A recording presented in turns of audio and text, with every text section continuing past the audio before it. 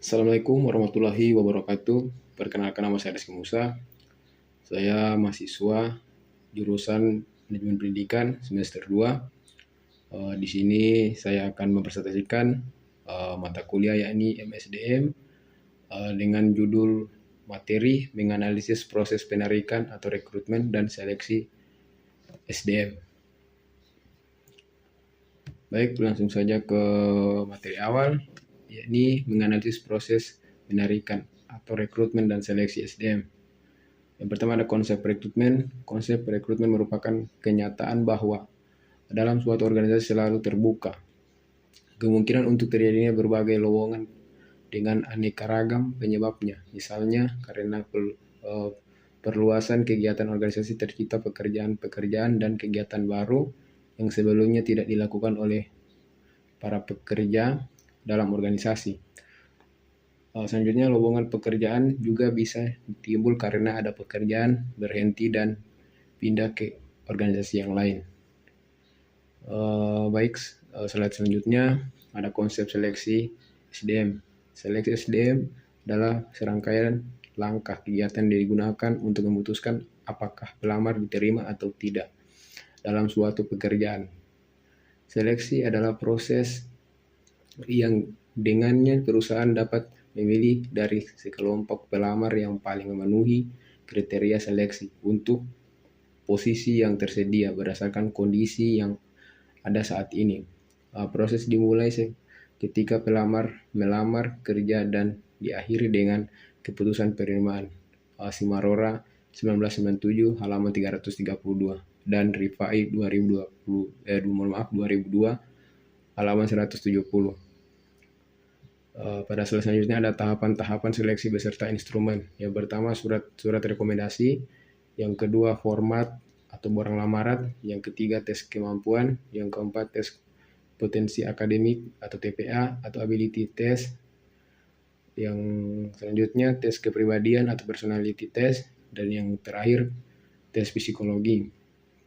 Terus pada slide selanjutnya ada start recording menurutnya pentingnya seleksi. Yang pertama ada kinerja para manajer, penyaringan seleksi, yang ketiga pelaksanaan seleksi, yang keempat dapat dilaksanakan dengan prinsip SDM, dan poin kedua ada seleksi sasaran, efisiensi, ekuitas, keakuratan, keadilan, dan keadilan.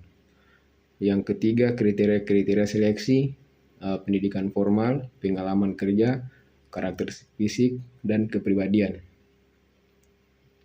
Pada slide selanjutnya ada definisi rekrutmen.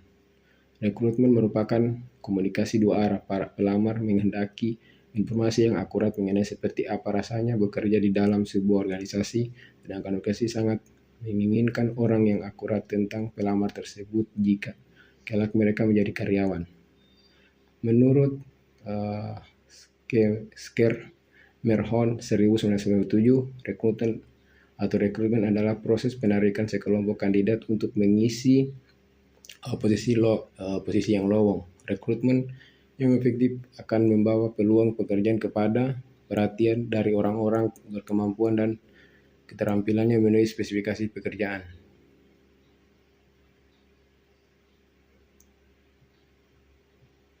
Kemudian pada selanjutnya ada mengukur efektivitas perekrutan dan seleksi. Rekrutmen merupakan salah satu fungsi khusus dalam suatu divisi SDM yang bertugas mencari kandidat-kandidat yang sesuai dengan kebutuhan perusahaan, tuntutan bisnis, dan progresivitas zaman yang semakin membuat kebutuhan akan SDM yang berkualitas demi untuk mendukung daya saing perusahaan agar bisa survive dan berkembang. Menjadi suatu tugas penting bagi rekrutmen untuk menuntaskannya.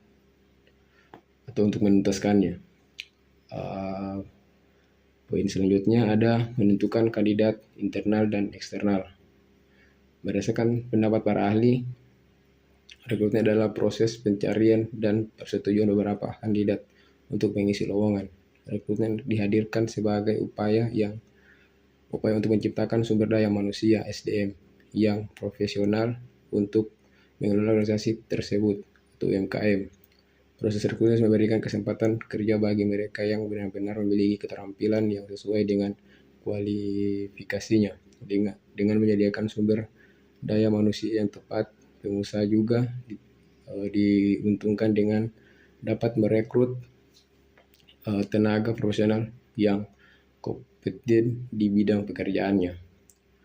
Menurut Henry Simarora 1997-212 dalam buku koleksi digital Universitas Kristen Petra menyatakan bahwa rekrutmen adalah serangkaian aktivitas mencari dan memikat pelamar kerja dengan motivasi, kemampuan, keahlian, dan pengetahuan yang diperlukan guna menutupi kekurangan yang diidentifikasi dalam perencanaan kepegawaian.